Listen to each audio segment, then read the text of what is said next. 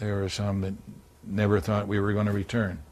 It was during his second tour of duty, April 25, 1967, that naval pilot Charlie Stackhouse's A-4 Skyhawk was shot down over North Vietnam. I was so low and traveling so fast that I was reported dead.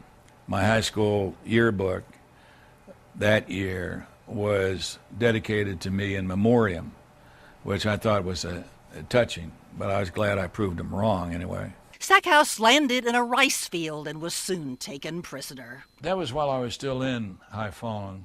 In Haiphong, Stackhouse was paraded before Eastern journalists while his captors bragged about shooting down American airmen. But it was these photos in a North Vietnamese magazine that eventually told Stackhouse's family he was alive. I was in solitary for a couple of years, and then I had some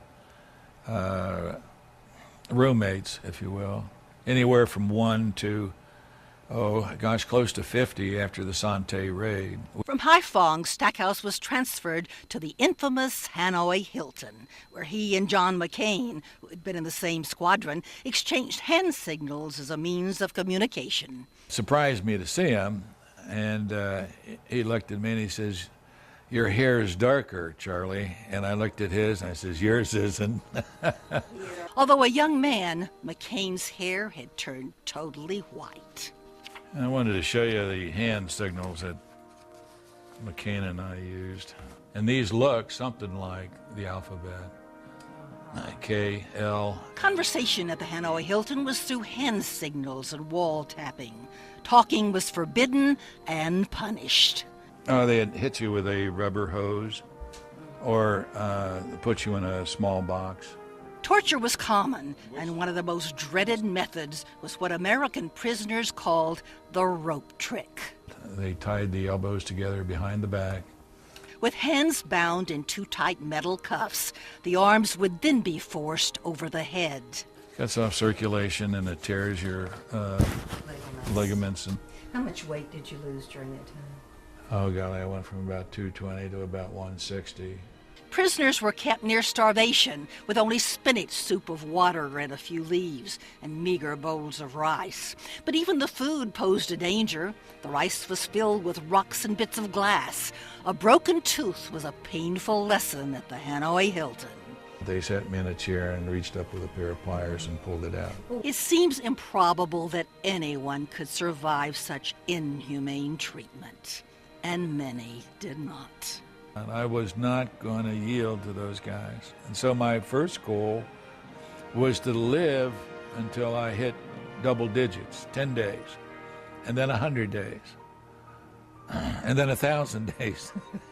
To fill his time and keep his brain active, Stackhouse practiced math in his head, designed toys in his imagination, and learned the names of his fellow prisoners. He says humor, which is so much a part of our culture, was always present, something the North Vietnamese and Chinese captors couldn't understand. After 5 years, 10 months, 1 week, and additional days, March 4th, 1973, Stackhouse was released, only to find that the world had greatly changed.